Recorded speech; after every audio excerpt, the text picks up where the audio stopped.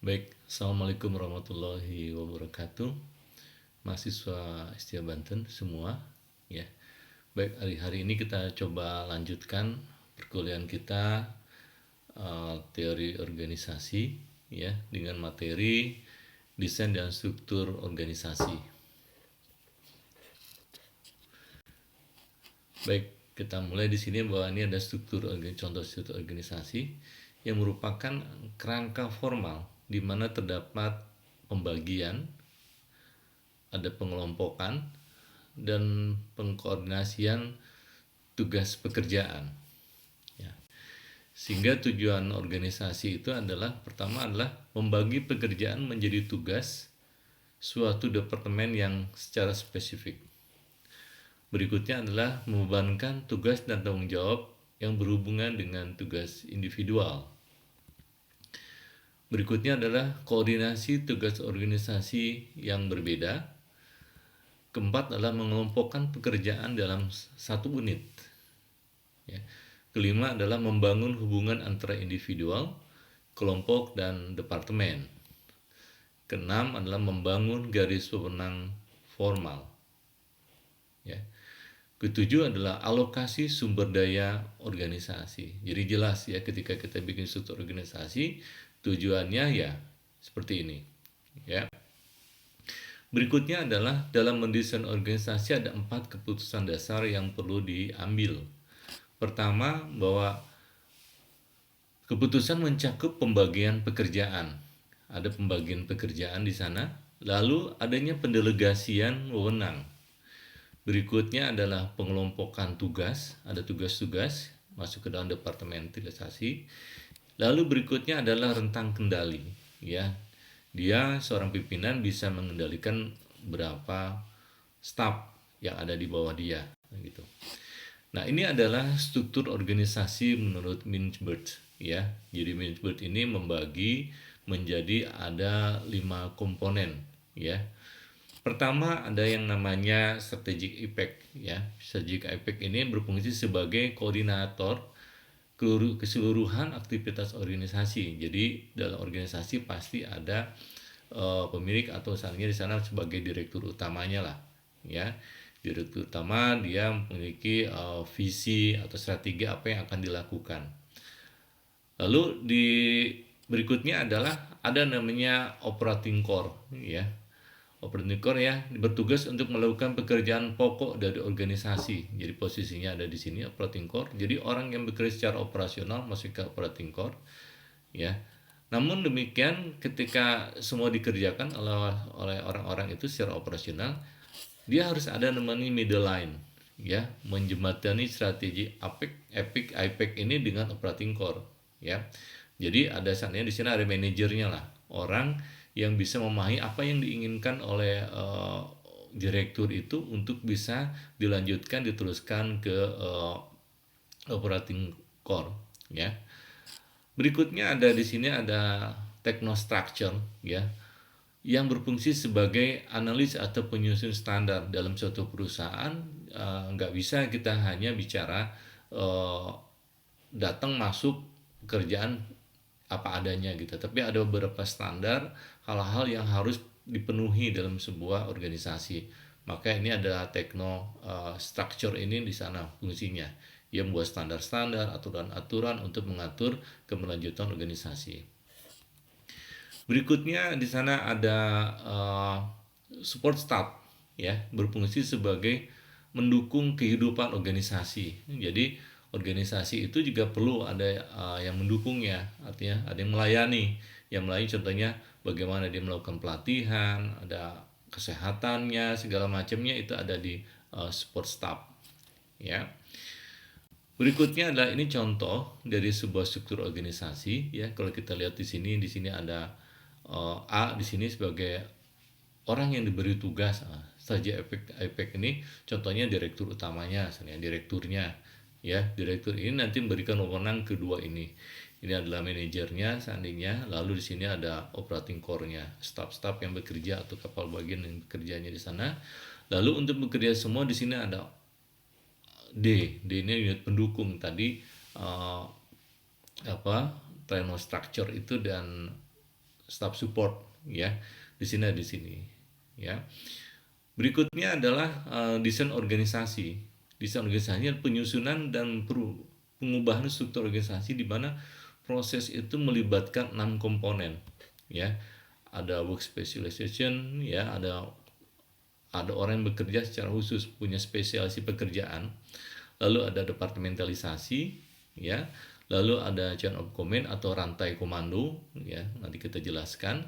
Lalu ada span of control ya, rentang kendalinya, dia mengendalikan berapa orang. Ada formalisasi kaitan dengan peraturan standar-standarnya. Lalu ada sentralisasi dan desentralisasi, ini kaitan dengan wewenang dan tanggung jawab. Baik, kita mulai di sini. Ada 6 unsur dalam mendesain organisasi adalah spesialisasi kerja ya. Membagi kegiatan pekerjaan dalam tugas-tugas yang terpisah.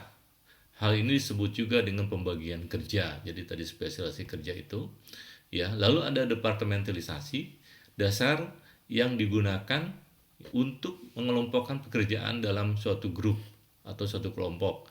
Jadi di sini departementalisasinya ada 5 ya, bisa berdasarkan fungsinya, bisa berdasarkan proses, bisa berdasarkan produk, bisa karena customernya, jenis customernya, atau berdasarkan geografinya. Misalnya perusahaan ini ada di mana, ada di daerah-daerah lain misalnya.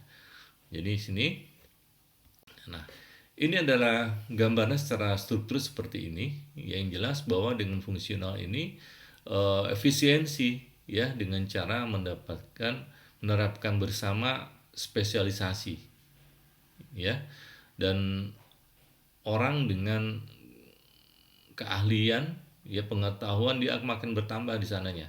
Kita lihat di sini, ketika bisa berdasarkan spesialisasi, di sini pesannya apa? Di sini bagian-bagiannya ada khusus ya, spesialisasinya apa saja itu ya. Berikutnya adalah departementalisasi berdasarkan geografis ya. Jadi ada di mana ya, ini ada keuntungannya di sini, lebih efektif, efisien menangani masalah-masalah ya, karena dia ada dalam satu geografi. Walaupun di sana ada kekurangannya, adalah ada duplikasi fungsinya ya. Berikutnya adalah desentralisasi berdasarkan produk. Jadi dalam perusahaan itu seandainya dia produknya banyak, nggak satu produk, ada beberapa produk masuk ke dalam satu departemen ya.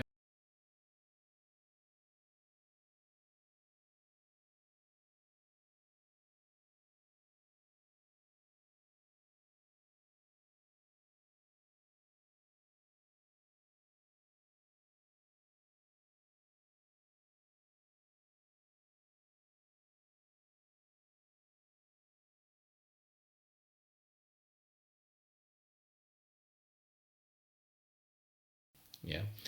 Berikutnya ini adalah departementasi berdasarkan matrik ya. Matrik ini artinya biasanya dalam suatu perusahaan itu ada proyek seandainya. Nah, untuk menangani satu proyek itu maka diambillah beberapa orang personal dari perusahaan itu ya.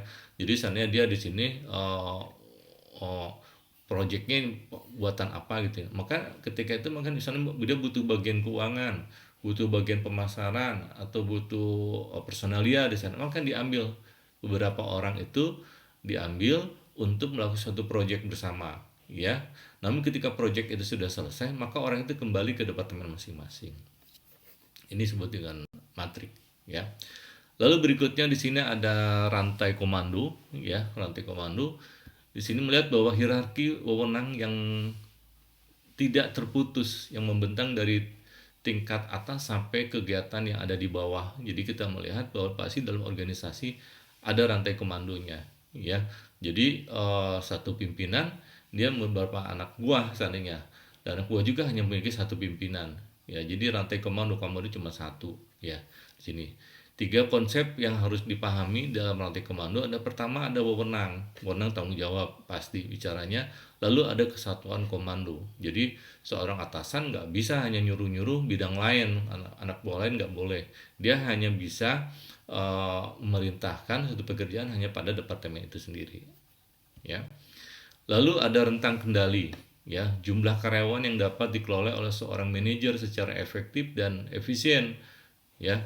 Dia bisa menangani berapa orang ya. Lebar rentang kendali dipengaruhi oleh keahlian. Artinya apa? Semakin orang di bawahnya banyak ya, punya keahlian yang baik ya, maka dia nggak perlu ini, jadi orang banyak pun nggak jadi masalah karena punya keahlian ya. Tapi kalau yang eh, orang di bawahnya, seandainya seorang atasan di bawahnya punya kemampuan yang terbatas, maka dia nggak bisa banyak-banyak, karena kalau banyak-banyak akhirnya dia habis waktunya untuk mengendalikan beberapa pekerjaan teknis ya, sifatnya teknis.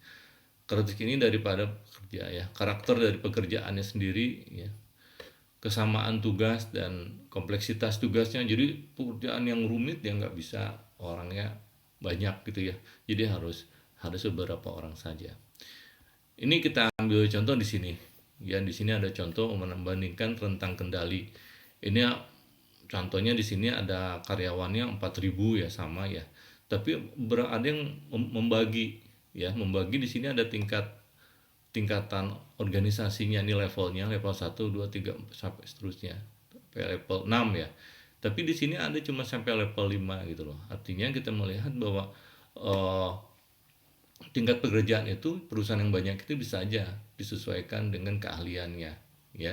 Ketika keahliannya dia orang yang lebih banyak keahlian, maka kita bisa menggunakan level yang cuma sedikit gitu ya, gitu. Berikutnya adalah formalisasi ya, tingkat di mana pekerjaan dalam organisasi distandarisasikan ya, dan kadar di mana perilaku diarahkan berdasarkan peraturan. Jadi sebuah perusahaan ya harus ada standar-standarnya, maka disebut ada formalisasi, ada standar peraturan yang berlaku di sana ya. Lalu ini ada bicara sentralisasi, bicara kewenangan ya. Jadi siapa yang berwenang memberikan kebijakan, siapa yang berwenang memberikan keputusan, itu namanya sentralisasi ya. Kita ada sentralisasi, ada desentralisasi. Ketika dari pusat semuanya kita sentralisasi, jika wewenang itu diberikan kepada orang lain ya, bidang lain, atau ada jabatan di bawahnya, maka kita sebut dengan desentralisasi ya. Maka di sini lebih tersentralisasi, lingkungan kerja lebih stabil. Jadi ketika stabil ya tersentralisasi semuanya. Tapi kalau seandainya lingkungan kerjanya sangat variatif, maka desentralisasi menjadi satu pilihan, karena supaya cepat mengambil keputusan ya. Ini bisa dibaca teman-teman semua. Oke, faktor-faktor yang mempengaruhi sentralisasi adalah lingkungan lebih stabil tadi ya. Manajer pada tingkat rendah belum berpengalaman dalam pengambilan keputusan. Artinya kalau kita punya anak buah di bawah belum punya pengalaman manajernya, maka ya harus di pusat semuanya, tersentralisasi. Keputusan bersifat signifikan ya, sama, jadi semuanya.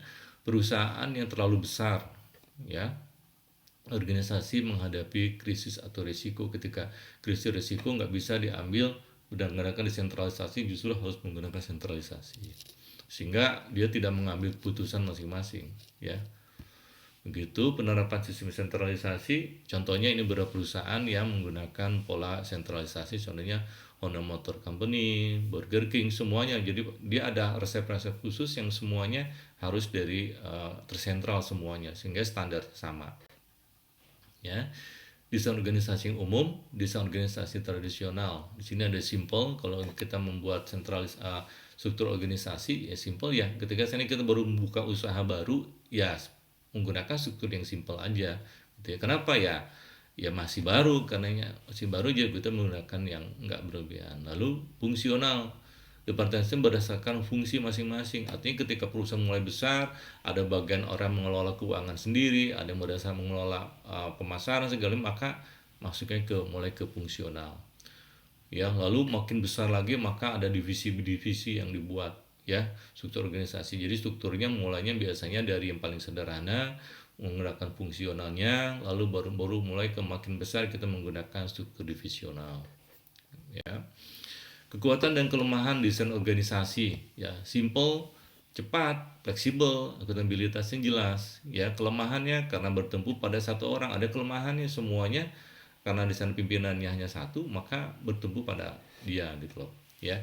Divisional di sini berfokus pada hasil, di mana manajer divisi bertanggung jawab terhadap keberhasilan produk. Jadi sini mulai divisi-divisi, jadi ada pimpinan divisinya di sana. Berikutnya adalah fungsional. Kekuatannya ada penghematan biaya dari spesialisasi. Para pekerja dikelompokkan dalam pembagian tugas ya. Jadi orang yang punya keahlian sama masukkan dalam satu departemen gitu ya. Ya, namanya divisional. Ini kelebihan dan kelemahannya. Pilihan desain organisasi menurut Robin ya, spesialisasi itu juga struktur rendah, struktur sederhananya rendah ya, formalisasinya masih rendah, sentralisasinya tinggi karena dia masih sederhana. Ketika mulai birokrasi mesin di sini, dia mulai spesialisasinya ada fungsional ya, formalisasinya tinggi, aturannya banyak gitu ya, sentralisasinya tersentral semuanya ya, birokrasi profesional dan seterusnya di sini. Baik, terima kasih, itu yang bisa saya sampaikan pada kesempatan ini ya, mudah-mudahan bermanfaat. Terima kasih. Assalamualaikum warahmatullahi wabarakatuh.